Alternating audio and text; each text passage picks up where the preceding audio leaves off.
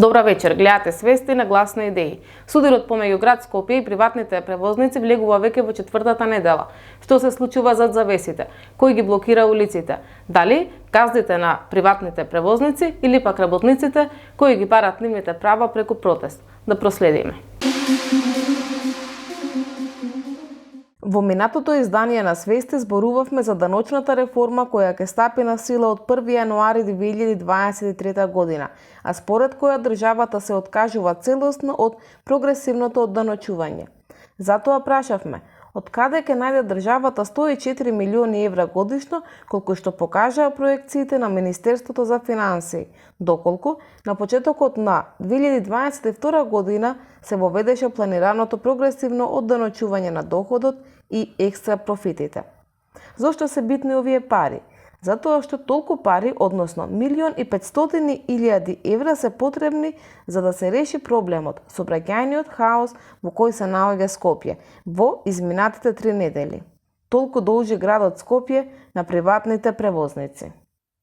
Имено како што наведуваат од Сдруженијето на приватните превозници, со подеми и падови навремено и со задоцнување, сепак до изборот на нов градоначалник на Скопје кон крајот на минатата година, превозните услуги биле исплаќани. Трошоците за гориво биле намирувани според договорот. Возачите на приватните автобуси редовно земале плата.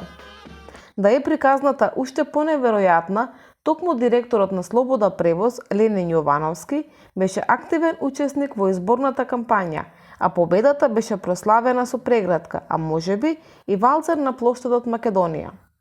Во меѓувреме, градоначалничката влезе во судир со партијата со чија поддршка ја освои градската фотелја, па во виорот на меѓусебни обвинувања ретко кој можеше да претпостави дека виорот ќе го зафати и јавниот превоз со што градот буквално ќе биде парализиран на неопределено време. Во виорот меѓупартиски обвинувања да проследиме кои се последните позиции на СДСМ и ВМРО-ДПМНЕ. Почитувани граѓани, драги скопјани, ако денес не успеавте да стигнете на вашиот однапред закажан лекарски преглед, ако денес не успеавте да го однесете вашето детенце во градинка или во училиште, ако денес не успеавте да стигнете на вашето работно место или на факултет и при тоа во гужвата видовте заглавено возило на пожарна или на брза помош, сетете се дека позади овие блокади и хаос стојат луѓе со име и презиме. Еве едно подсетување. Денес, луѓето од оваа слика се наводно скарани за тендер и провизии од повеќе од 130 милиони евра.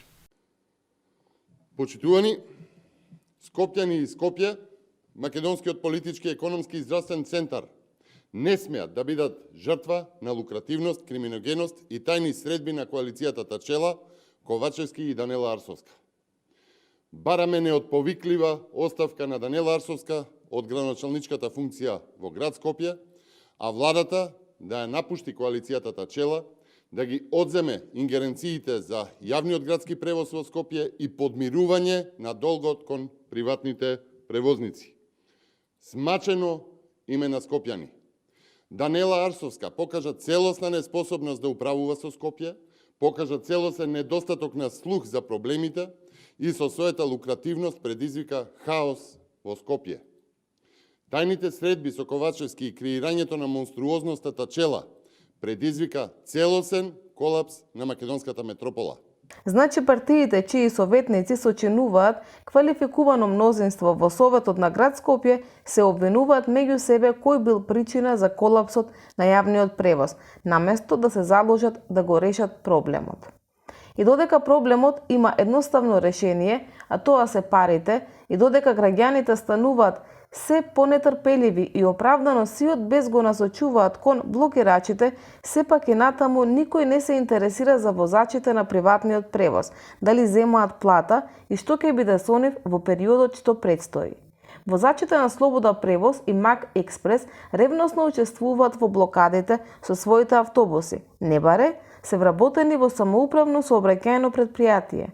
Не баре ќе се ги поделат парите меѓу себе кога ќе им се исплати долгот.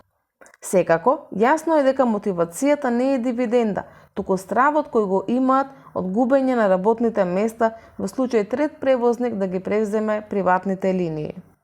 Ние не сме политички определени ништо, бараме тоа што сме го заработили. Добро. Имаме дома семејство, фамилија, што за екзистенција.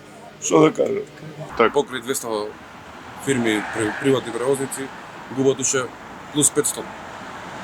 500 возачи. 500 луѓе од самите вработени. Тоа се многу семејства што ќе останат без работа. Најбитното е тоа што ни должат пари, а не ни ги исплатија. За причина да застанеме ние беа токму финансиските средства што не ни беа исплатени. Инаку, јас сум член на Мак Експрес. Нашата фирма заедничка Мак Експрес има поднесено барање уште во 12 месец 2021 година за средба со градоначалничката токму поради овие работи, значи финансиските проблеми. Меѓутоа, после тоа уште 6 други барања, писмени барања зборувам, и имаме поднесено и нема одговор на ниедно.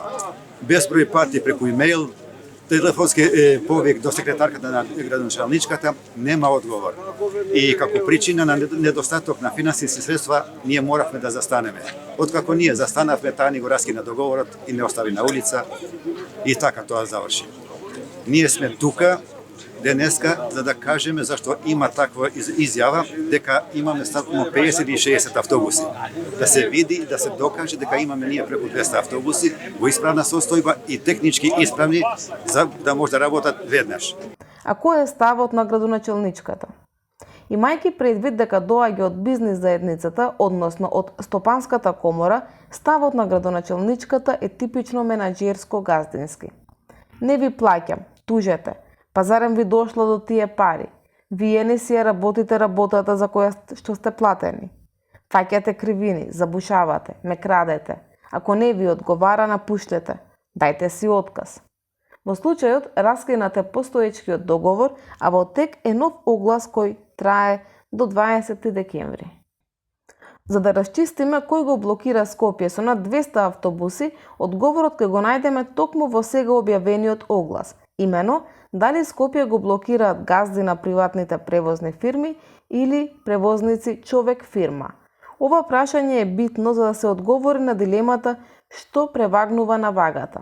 Уставно загарантираното право на протест на возачите како самовработени лица или јавниот интерес наспроти приватниот на газдите, за кои работат десетици работници возачи. Видно од огласот кој е во тек, за најголемиот број линии потребни се фирми со двоцифрен број возачи и автобуси, но за некои приградски линии доволни се 2 автобуса и 2 возачи, што значи дека и во јавниот превоз предаден на приватните превозници постои класна раслоеност. Некој чека стотици илјади евра, а некој само неколку илјади да префрли плата да покрие основни трошоци. Како редакција на подкастот Гласни идеи, решението на ова прашање го дадовме во изминатите 2 изданија, а тоа е враќање на прогресивниот данок за повеќе пари во буџетот за сервисирање на потребите на граѓаните за современ јавен превоз и единствен јавен превоз под капата на ЈСП, со абсорбирање на возачите од приватните превозници. За ова политичките актери немаат слух, колку и да се тупаат во гради, колку им е гајле за граѓаните и работниците.